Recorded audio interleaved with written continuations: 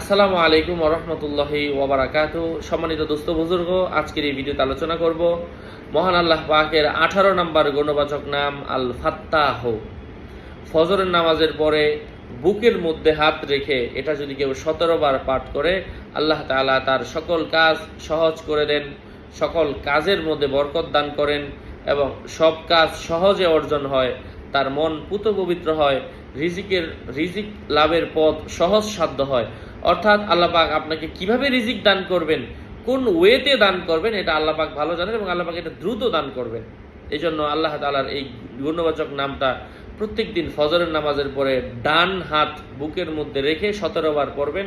এভাবে আল Fattah al Fattah. আল্লাহ পাক আমাদের সবাইকে এই আমলটা করার তৌফিক দান করেন। এটা আল্লাহর নাম। যে ব্যক্তি আল্লাহর নাম পাঠ করবে, আল্লাহ পাক তাকে সম্মানিত করবেন, আল্লাহ পাক তাকে দিবেন, দেওয়াটাই স্বাভাবিক। আসসালামু আলাইকুম।